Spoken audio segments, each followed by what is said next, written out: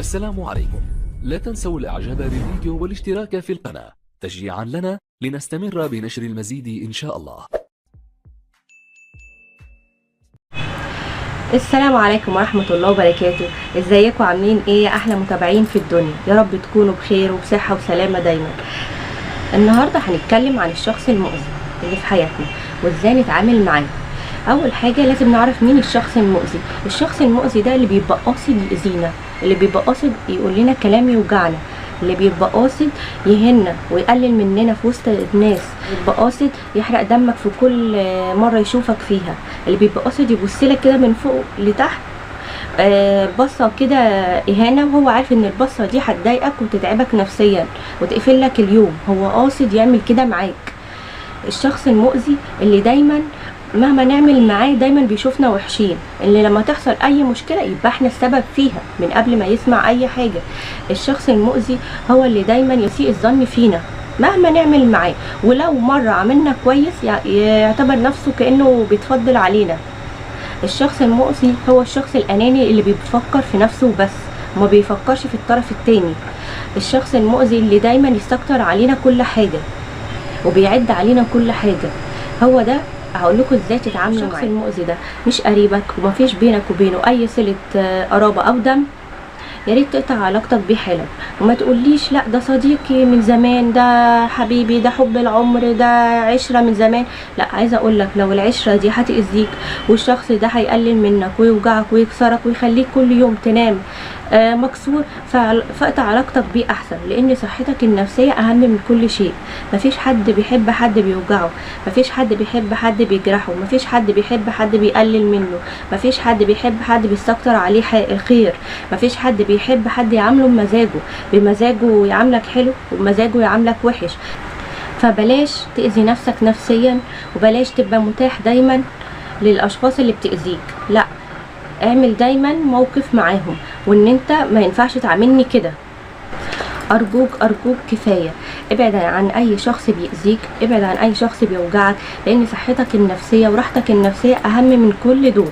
لو وصلتوا معايا لحد دلوقتي ما تنسوش تعملوا لايك على الفيديو وتشيروا الفيديو وتشتركوا. لو انتم مش مشتركين في القناه اشتركوا في القناه، ويا ريت تقولوا لي رايكم في الكومنتات وبتتعاملوا ازاي مع الاشخاص المؤذيه في حياتكم، وايه افضل ان انتوا تتكلموا معاهم ولا تقطعوهم خالص.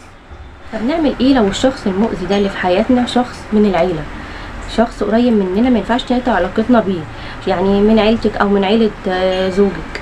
الشخص ده مش هينفع نقطع علاقتنا بيه عشان خاطر ربنا وعشان خاطر الحرمانيه اللي احنا ما ينفعش نقطع علاقتنا بالناس القريبين مننا ولا نزعل ربنا مننا. طب نعمل ايه؟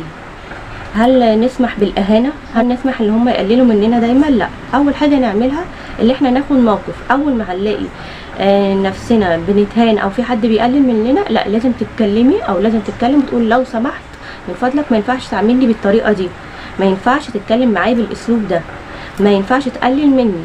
احنا من مصلحتنا احنا الاثنين ان احنا نتعامل بادب وباحترام وتكون علاقتنا كويسه عشان خاطر نقدر نتعامل مع بعض، عشان خاطر نتجنب المشاكل. فهمه بكل ادب واحترام ان انت اللي هو لازم ومجبر يعاملك كويس او يعاملك حلو، مش مهم تحبني بس مجبور ان انت تحترمني وتعاملني كويس. طب الشخص ده ما فهمش الكلام ده واتكرر كتير جدا الاهانات واتكررت كتير ان هو يأذيك ويقصد يهينك، وفي الوقت ده تعمل ايه؟ في الوقت ده تتجنب المشاكل. خلاص هتاخدي جنب من الشخص ده، مش هتتعاملي معاه زي الاول. ما هو ما ينفعش تقعي في نفس الغلط كل شويه، لا هتاخدي جنب وهتتعاملي بحدود.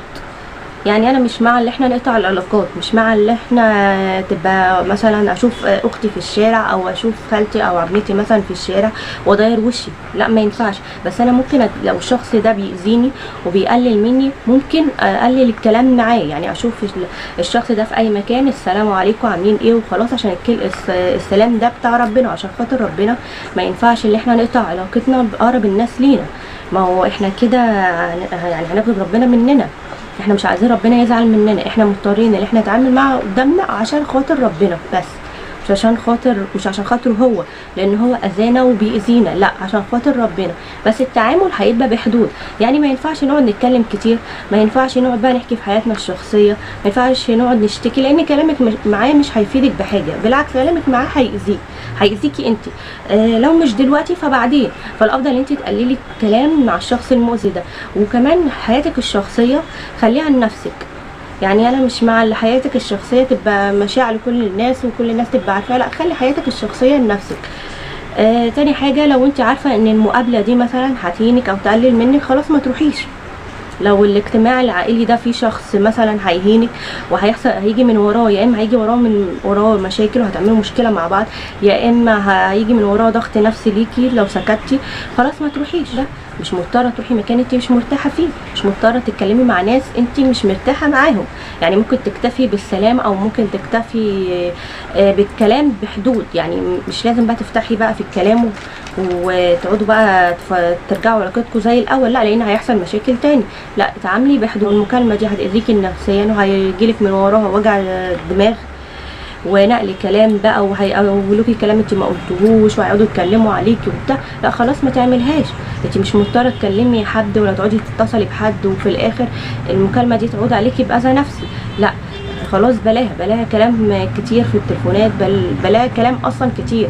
خلي الكلام بحدود وعلى قد، عشان خاطر ما يحصلش بعد كده مشكله ليكي نفسيا، وما يحصلش مشاكل بسبب المقابلات. او صحتك النفسيه اهم من كل شيء، اهم من اي حد.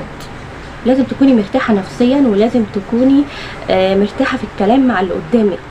لو انت اللي قدامك ده انت مش مرتاحه معاه في الكلام، يبقى ما تتكلميش، وامشي ورا قلبك في الموضوع ده بالذات. لو انت حاسه اللي قدامك ده بيكذب عليكي ولا بيحور عليكي، يبقى مفيش داعي تتكلمي معاه ولا تسمعيه، لان مهما يحصل ومهما تسامحيه هيرجع لطبعك النفسيه. وسلامك النفسي اهم من كل شيء. فعشان كده دايما تخلي دايره الناس المحيطين بيك، او الناس القريبين منك، او اللي انت بتتكلم معاهم كتير، هم دول الناس اللي انت بترتاح لهم نفسيا. مش اي حد تقربوا منك، مش اي حد تتكلم معاه، مش اي حد تفتح له قلبك. لازم الناس اللي تفتح لهم قلبك يبقى ناس انت متاكد ان هم بيحبوك جدا وبيحبوا ليك الخير. لان احنا بقينا في زمن للاسف الاخ ما بيحبش الخير لاخوه، بقينا في زمن للاسف الاخت بتبص لاختها.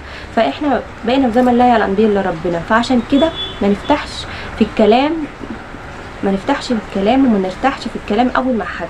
الشخص اللي يبقى قريب منك لازم تبقى متأكد اللي هو بيحبك جدا وبيحب لك الغير. غير كده ما تتكلمش مع حد. السلام النفسي اهم من كل شيء. كده ابقى انا خلصت كلامي، ويا رب اكون فدتكم، وشكرا لمتابعتكم. ويا ريت ما تنسوش تعملوا لي لايك على الفيديو، وتشيروا الفيديو، وتشتركوا في القناة، وتقولوا لي رأيكم في كومنت. وشكرا جزيلا.